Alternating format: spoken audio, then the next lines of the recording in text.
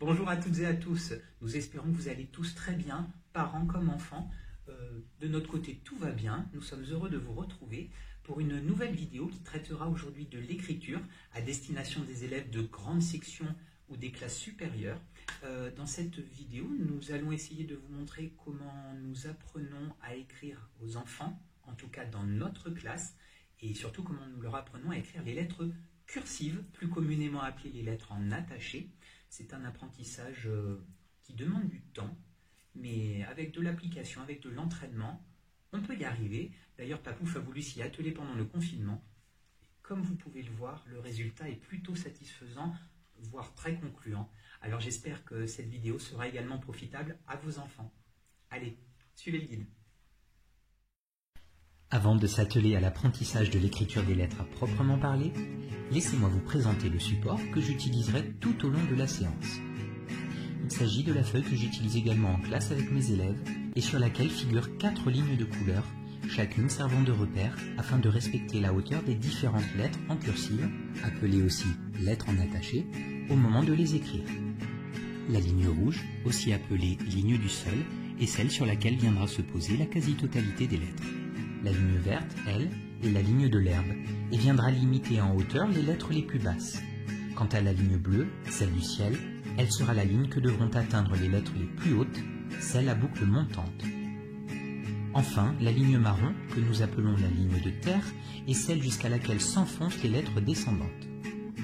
En classe, nous glissons cette feuille dans une pochette en plastique sur laquelle nous écrivons avec un feutre pour tableau facilement effaçable à l'aide d'un simple mouchoir. Ainsi, votre enfant peut multiplier les essais sans craindre de se tromper.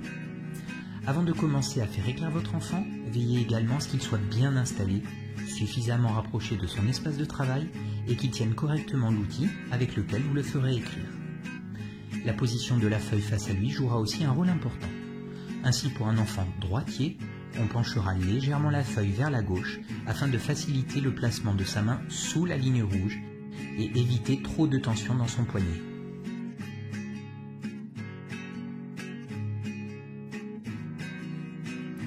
A l'inverse, pour un petit écrivain gaucher, la feuille sera légèrement inclinée vers la droite, toujours pour les mêmes raisons.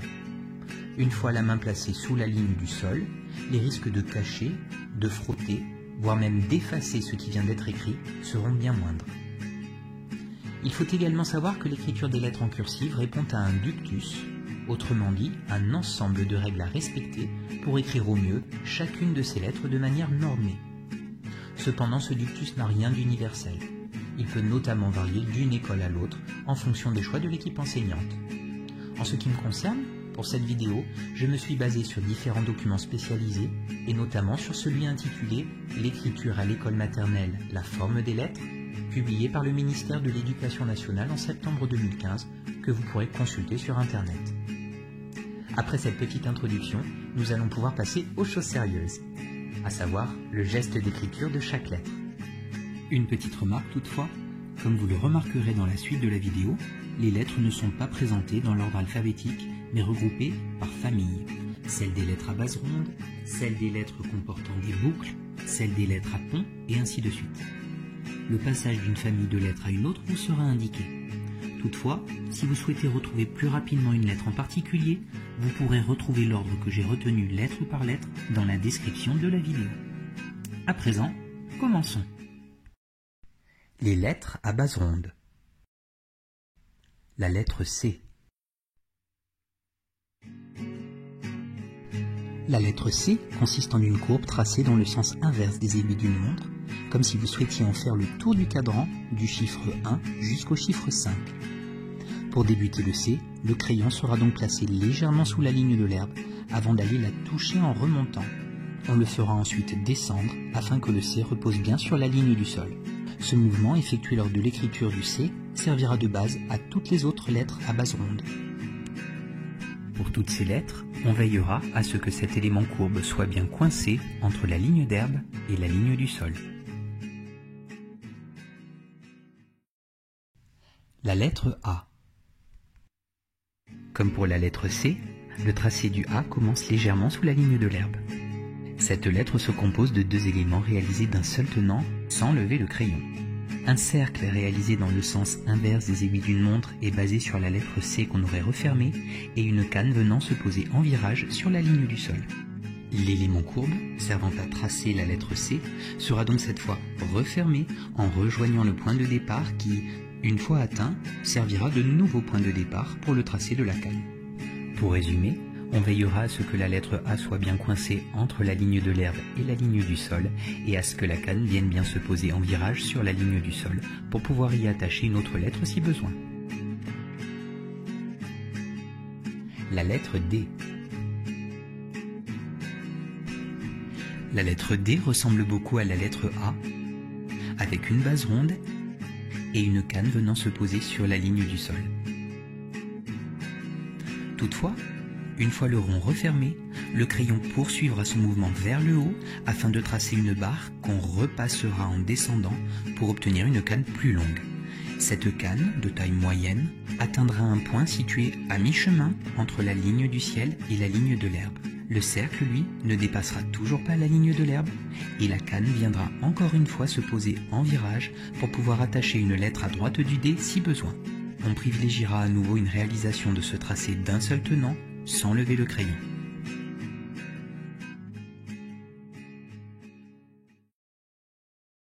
La lettre Q. La lettre Q se compose de 3 éléments. Un rond, une barre descendante et une petite queue. Le rond, dont le tracé débute une nouvelle fois légèrement sous la ligne de l'herbe, est à nouveau coincé entre celle-ci et la ligne du sol. Il se réalise encore dans le sens inverse des aiguilles d'une montre. Une fois le crayon revenu au point de départ de ce rond, la main descend aussitôt de manière à tracer une barre verticale qui s'enfonce jusqu'à la ligne de terre. La petite queue, qui se pose en virage sur la ligne du sol, sert d'attache à une éventuelle lettre suivante. Le cercle et la barre peuvent être réalisés en un seul geste, sans lever le crayon. La petite queue, elle, est accolée au cercle après avoir repositionné la main. La lettre O. Tout comme l'ensemble des lettres à base ronde, la lettre O débutera légèrement sous la ligne de l'herbe. Une fois le crayon revenu au point de départ, on ajoutera dans un même mouvement une petite queue qui, cette fois, ne reposera pas sur la ligne du sol. On veillera à ce que cette attache reste placée sous la ligne de l'herbe. En effet, il n'est pas rare de voir les enfants tracer une queue montante et touchant la ligne de l'herbe. Cela rend alors compliqué l'enchaînement avec une autre lettre, celle-ci se retrouvant souvent à dépasser la ligne de l'herbe au lieu de rester en dessous comme elle le devrait. En revanche, si la queue est bien placée, l'enchaînement avec n'importe quelle autre lettre sera plus facile et permettra de lui donner la hauteur correcte. C'est donc sur le tracé de cette petite attache qu'il faudra porter son attention.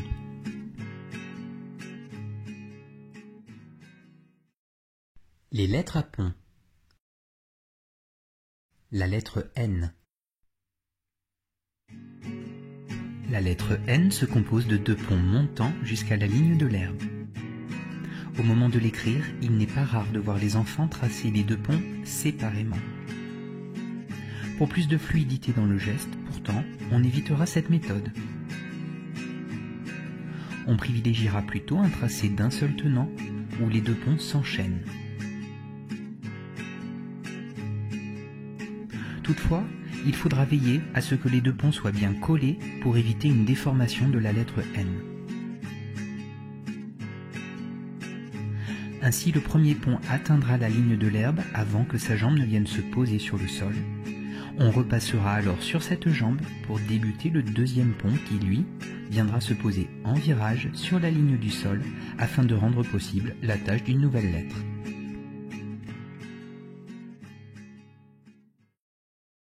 La lettre M. Si votre enfant sait écrire la lettre N, il devrait n'éprouver aucune difficulté à écrire le M. Simplement, comme pour le N, on évitera les tracés des ponts de manière séparée. On favorisera plutôt un tracé continu où les ponts s'enchaînent de manière fluide.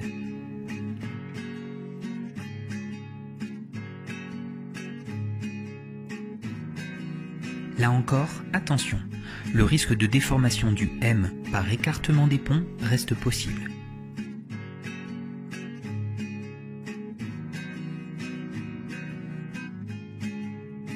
On apprendra alors à repasser sur la jambe du pont précédent pour en tracer un nouveau.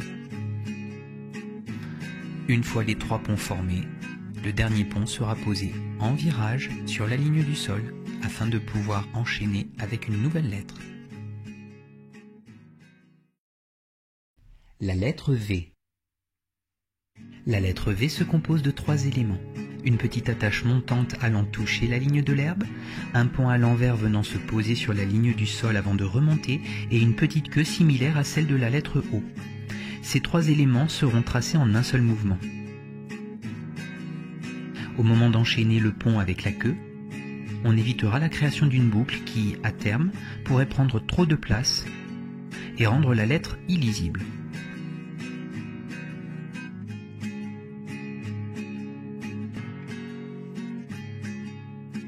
Comme pour la lettre O, on veillera à ce que cette queue ne se superpose pas à la ligne de l'herbe, ce qui risquerait de déformer la lettre suivante qui n'aurait alors pas la hauteur escomptée.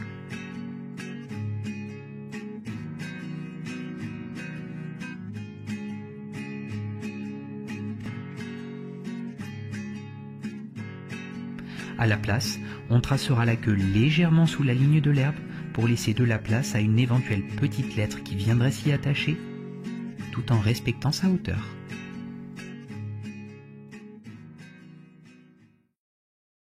La lettre W. La lettre W s'écrit de manière très similaire au V, à l'exception d'un point à l'envers en plus.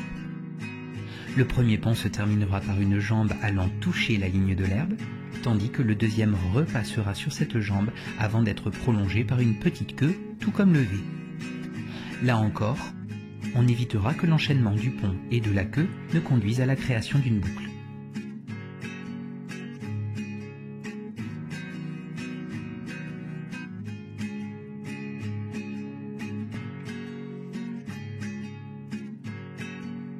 De même, la queue ne devra pas se superposer à la ligne de l'herbe, sous peine de changer la hauteur attendue de la lettre suivante.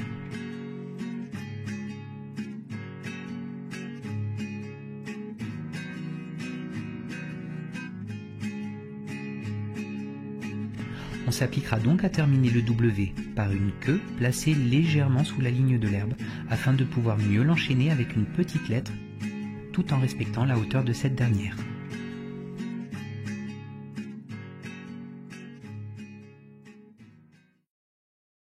Les lettres à pointe. La lettre I.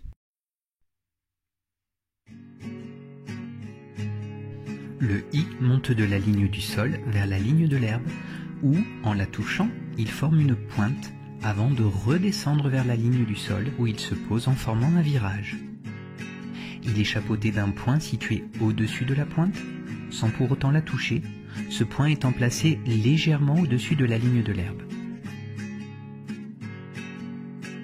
Cependant, au moment d'écrire le I, attention à ne pas le déformer en créant un espace qui le ferait ressembler à un chapiteau. Pour cela, il ne faut pas que la partie montante soit trop inclinée, mais bien verticale. Ainsi, après avoir posé le début du I sur la ligne de sol, la main poussera le crayon verticalement jusqu'à la ligne d'herbe, d'où le crayon redescendra en repassant sur la partie déjà tracée, avant de se poser en virage sur la ligne du sol.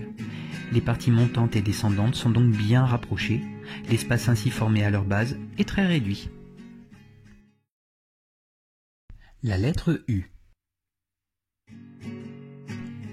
Écrire la lettre U revient à enchaîner 2 fois l'élément pointu du I que voici. On commence donc, comme pour le I, à tracer une première pointe montant jusqu'à la ligne de l'herbe, avant de redescendre se poser en virage sur la ligne du sol, puis on enchaîne avec une deuxième pointe, identique à la première, qui, elle aussi, finit sa course en se posant sur la ligne du sol, en formant un virage. Les pointes doivent, comme pour celle du I, monter bien verticalement. Un mouvement montant trop incliné créerait alors un espace et déformerait la lettre U. Une fois chaque pointe bien verticale créée, le crayon descend en repassant dessus.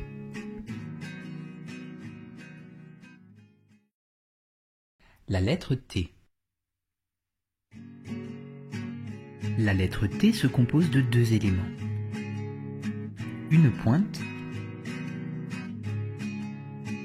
et une petite barre horizontale.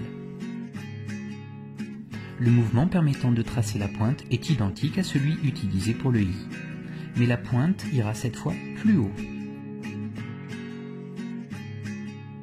Encore une fois, on veillera à limiter l'espace à la base du T en délaissant une montée trop oblique au profit d'une montée bien verticale.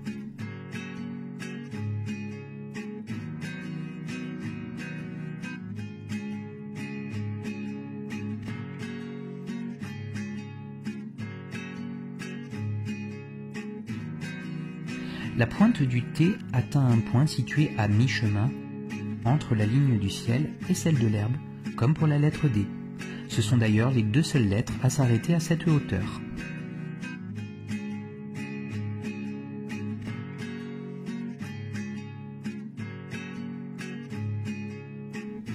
La barre horizontale, elle, s'accroche légèrement au-dessus de la ligne d'herbe. Les lettres à boucle. La lettre E. Pour ce qui est de la lettre E, deux façons de faire s'opposent régulièrement. Une première façon de faire très fluide, le E consistant alors en une boucle tracée d'un seul geste. La deuxième scindant cette lettre en deux éléments, un trait montant, puis la boucle à proprement parler, ce qui crée une cassure dans le geste. Cette deuxième solution n'est pas celle que je privilégie. En effet, elle fait démarrer la boucle du E plus haut, comme lorsqu'on attache cette lettre à la lettre B.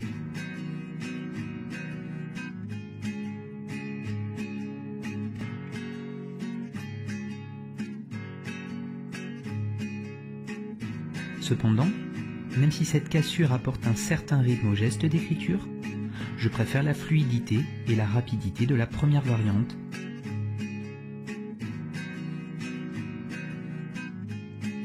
À comparer à l'arrêt du mouvement de la main qu'impose la deuxième solution.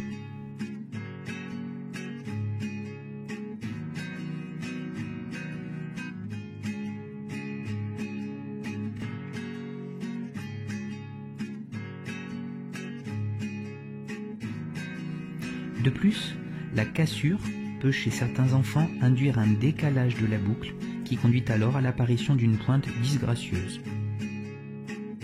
Quoi qu'il en soit, la ligne courbe du E débutera posée sur la ligne du sol avant de monter dans le sens inverse des aiguilles d'une montre jusqu'à atteindre la ligne de l'herbe, puis descendra se poser à nouveau sur la ligne du sol en formant un virage. La fluidité de cette solution est notamment évidente en associant le E à un L, le tracé se faisant alors d'un seul geste.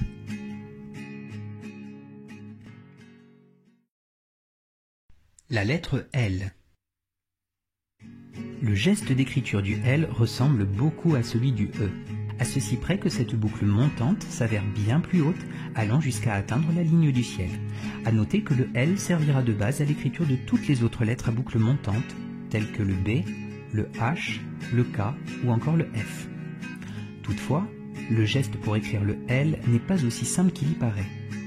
Un mouvement trop rapide ou trop ample manquera de contrôle et donnera l'impression d'une lettre légèrement aplatie. Pour remédier à cela, après avoir posé le début du tracé sur la ligne du sol, on montera en traçant une courbe légère qui atteindra la ligne du ciel avant d'entamer la descente de manière très verticale, puis de se poser sur la ligne du sol en créant un virage. On obtient ainsi une courbe haute, mais plutôt étroite. La lettre B. Le B est une lettre à boucle montante, étroite, qui ressemble énormément à un L, auquel on aurait ajouté une petite queue placée sous la ligne de l'herbe.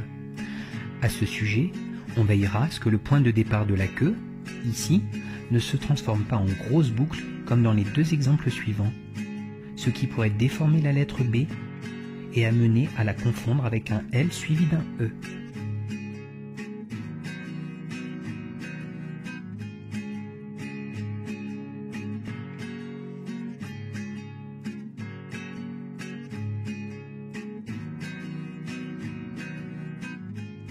À la place, après être monté jusqu'à la ligne de ciel et être redescendu bien verticalement, se poser sur la ligne du sol, on fera légèrement remonter le crayon jusqu'à la ligne d'herbe et d'un seul mouvement, après avoir créé une sorte de petite pointe, on ajoutera une petite queue qui descendra légèrement sous la ligne de l'herbe, comme pour la lettre O.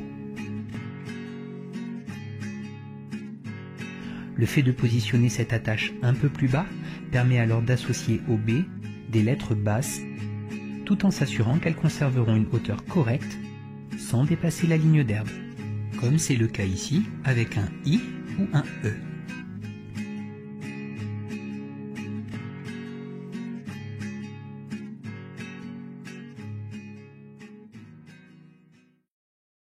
La lettre H. La lettre H se compose de deux éléments.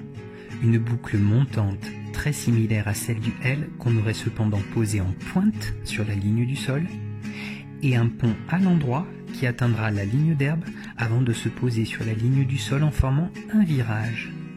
Il convient alors d'associer ces deux éléments en les enchaînant d'une seule traite sans lever le crayon. La pointe de la boucle sert alors de point de départ au pont qui repasse d'abord sur la fin du tracé de la boucle avant de passer juste sous elle pour finir ensuite par se poser en virage. La boucle a bien atteint la ligne du ciel, tandis que le pont, lui, est allé toucher la ligne de l'herbe. La lettre K. Le K, qui ressemble beaucoup au H, se compose lui aussi de deux éléments. Une boucle montant jusqu'à la ligne du ciel, qui, comme toutes les boucles de ce type, sera étroite et descendra bien à la verticale. Cette boucle se terminera en pointe sur la ligne du sol. On y ajoutera ensuite un point à l'endroit qui se distinguera de celui du H par l'apparition d'une petite pointe rentrante.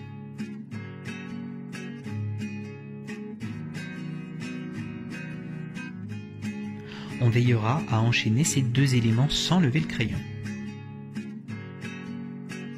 Au moment de tracer la partie descendante du pont, on poussera légèrement le crayon vers la gauche de manière à créer cette fameuse petite pointe, avant de le tirer de nouveau vers la droite et d'aller le faire se poser en virage sur la ligne du sol. Comme pour le H, la boucle ira toucher la ligne du ciel, tandis que le pont devra atteindre la ligne de l'herbe. La lettre G. La lettre G est une lettre à boucle descendante cette fois, qui se compose de deux éléments. Un rond similaire à celui du O, qui commencera et se terminera au même endroit, légèrement sous la ligne de l'herbe. Et une boucle qui partira de ce point pour descendre verticalement jusqu'à la ligne de terre, avant de remonter jusqu'à la ligne du sol, en tournant, comme toutes les boucles descendantes, dans le sens des aiguilles d'une montre. Reste à présent à combiner ces deux éléments pour les tracer en suivant, sans lever le crayon. La manière de tracer cette boucle descendante sera reprise au moment d'écrire le J, mais aussi le Y.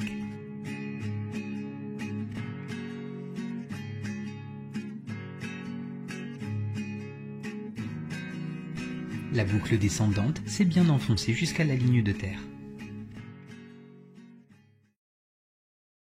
La lettre J. La lettre J est plutôt facile à écrire. D'un seul geste, on trace un petit trait penché qui part de la ligne de sol jusqu'à atteindre la ligne de l'herbe où on crée une pointe avant de descendre de manière à former une boucle identique à celle de la lettre G. On n'oubliera pas d'ajouter un point au-dessus de la pointe à la manière du I. Comme pour la lettre G, la boucle tourne dans le sens des aiguilles d'une montre. La boucle descendante s'enfonce jusqu'à la ligne de terre, tandis que le point est situé un peu au-dessus de la ligne de l'herbe.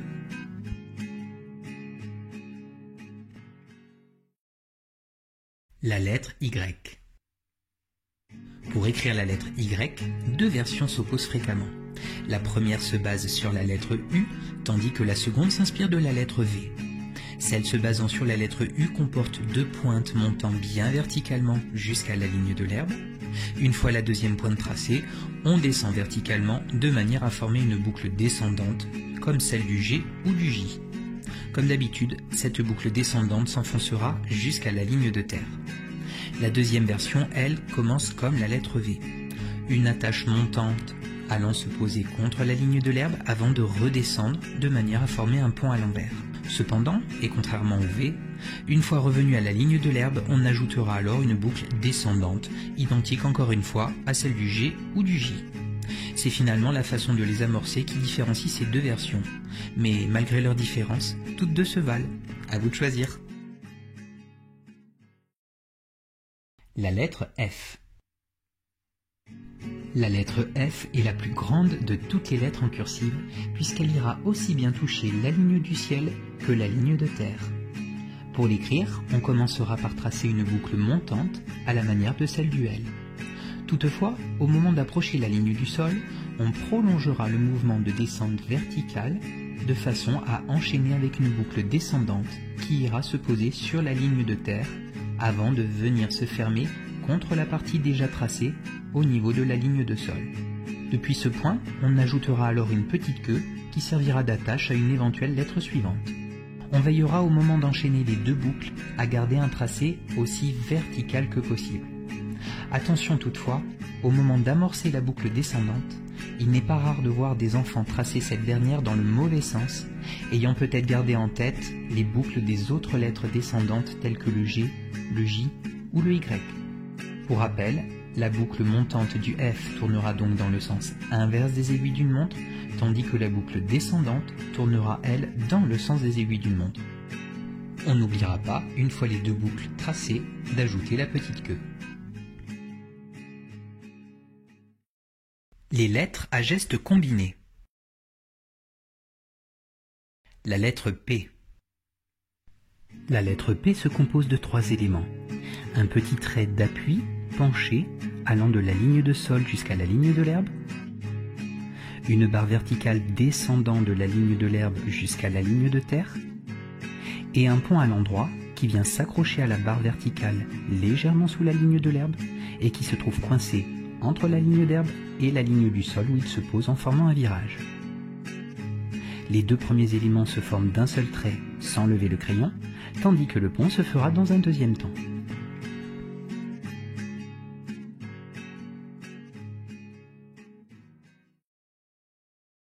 La lettre R. Le R se compose lui de deux éléments. Un petit trait montant de la ligne du sol jusqu'à la ligne de l'herbe, où la main change de direction pour créer alors un petit plateau se superposant à la ligne de l'herbe avant de redescendre progressivement vers la ligne du sol où il se pose en formant un virage.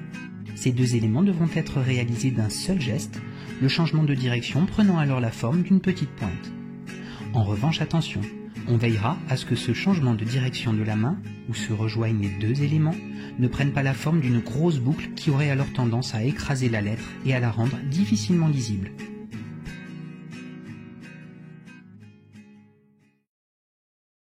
La lettre S. La lettre S est formée de deux éléments distincts. Un trait penché allant de la ligne du sol à la ligne de l'herbe, et une sorte de demi-cercle descendant, tournant dans le sens des aiguilles d'une montre et partant de la ligne de l'herbe avant de venir se poser en courbe sur la ligne du sol. Cette courbe s'arrête parfois juste avant de rejoindre le trait penché de départ, mais il est également possible de la prolonger jusqu'à fermer complètement le S. À vous de choisir. En revanche, au moment de changer de direction entre le trait montant et la courbe descendante, on veillera une nouvelle fois à ne pas former une boucle, au risque qu'à nouveau, cette boucle ne prenne trop de place et ne viennent écraser visuellement la lettre.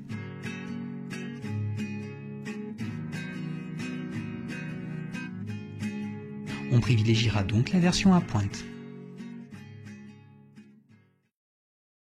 La lettre X.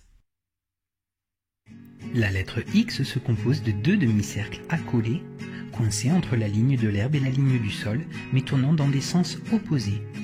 Le premier débute légèrement sous la ligne de l'herbe et tourne dans le sens des aiguilles d'une montre avant de venir se poser en virage sur la ligne du sol. On lève alors le crayon avant d'entamer le deuxième demi-cercle qui s'apparente à un C et s'effectue dans le sens inverse en venant se coller au premier. Ce lever de crayon sera important pour éviter l'enchaînement des deux demi-cercles qui pourrait conduire à la création d'un signe étrange dans lequel on pourrait lire un E. De même, et contrairement à la manière qui a parfois pu être apprise par certains d'entre nous par le passé, le X n'est pas l'assemblage d'un S et d'un C, ce qui pourrait entraîner des confusions visuellement comme phonétiquement.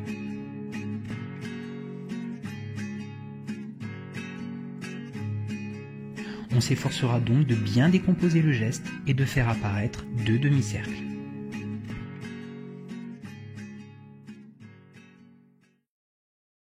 La lettre Z. La lettre Z est peut-être l'une des lettres les plus complexes à écrire pour les enfants, d'une part du fait de sa forme impliquant de nombreux changements de direction, et d'autre part parce qu'elle est loin d'être celle qu'ils écrivent le plus souvent. Cette lettre se compose de 4 éléments. Pour commencer, on tracera un petit trait montant de la ligne du sol jusqu'à la ligne de l'herbe, où la main changera alors de direction pour y associer un petit plateau longeant la ligne de l'herbe, avant de changer une nouvelle fois de direction pour redescendre vers la ligne du sol en formant un trait penché légèrement rentrant. Une fois atteinte la ligne du sol, on ajoutera une boucle descendante qui s'enfoncera jusqu'à la ligne de terre en tournant dans le sens des aiguilles d'une montre avant de remonter jusqu'à la ligne du sol. Ces 4 éléments seront tracés d'un seul mouvement afin de les enchaîner sans lever le crayon. Là encore, les changements de direction prendront l'apparence de pointes et non de boucles pour ne pas déformer la lettre. Une précision en outre. D'autres lettres détaillées précédemment, comme le J, le G ou le Y, possèdent également une boucle descendante.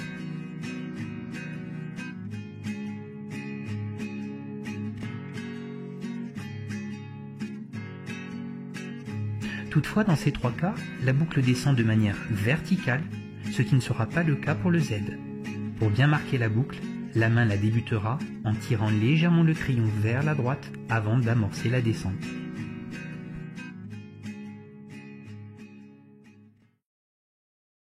Le cas des ligatures des lettres B, O, V et W. Maintenant que la manière d'écrire toutes les lettres vous a été détaillée, je tenais à m'attarder plus spécifiquement sur 4 lettres. Le B, le O, le V et le W. En effet, elles sont les seules dont les ligatures, autrement dit la petite queue permettant d'y attacher une éventuelle lettre suivante, se situent légèrement sous la ligne de l'herbe et non au niveau de la ligne du sol comme pour les autres ligatures. Cela aura une incidence sur la façon d'enchaîner ces 4 lettres avec d'autres lettres, comme nous le verrons d'ici quelques secondes. On veillera également à ce que le tracé de ces petites queues en hauteur, formées après un changement de direction, ne donne pas naissance à une boucle afin de ne pas déformer la lettre ou conduire ensuite à des problèmes de lisibilité.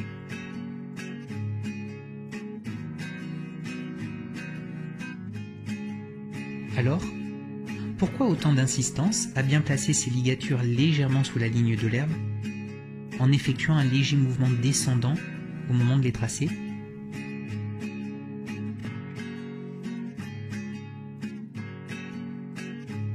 Tout simplement parce que, dans le cas où cette petite queue serait placée directement sur la ligne de l'herbe, l'enchaînement avec une autre lettre basse serait certes possible,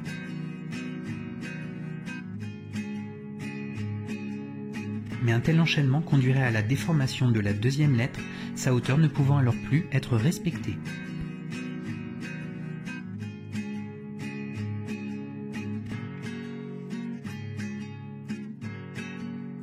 Prêtez donc particulièrement attention à la manière dont votre enfant écrira ses lettres à ligature haute afin qu'il parvienne à les enchaîner de manière fluide avec une deuxième lettre dont il pourra respecter la hauteur.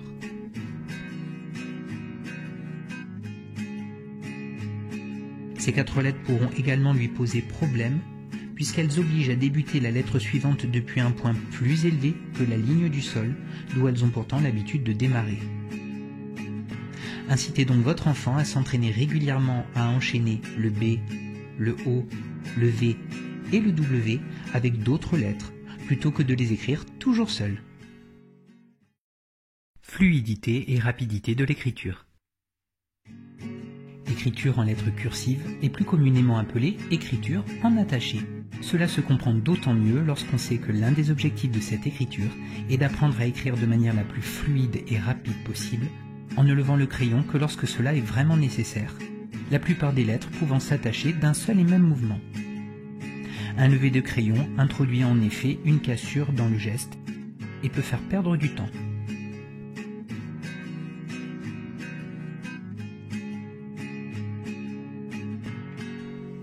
Au moment d'écrire des mots enchaînant plusieurs lettres, certains privilégient la continuité du mouvement autant que possible, n'ajoutant les détails tels que la barre du T, les accents ou le point du I, qu'une fois toutes les lettres écrites, tandis que d'autres sont partisans d'ajouter tous ces petits détails au fur et à mesure de l'écriture de chaque lettre.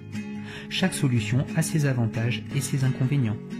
La première assure une meilleure continuité entre les lettres, mais oblige à revenir en arrière pour ajouter les petits éléments manquants, au risque d'en oublier.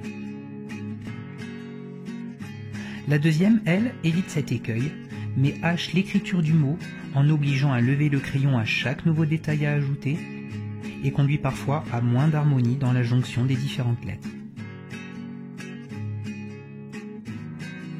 À vous de voir à force de pratique ce qui convient le mieux à votre enfant. Conclusion. Cette vidéo, aussi longue à préparer qu'à visionner dans son intégralité, arrive à son terme.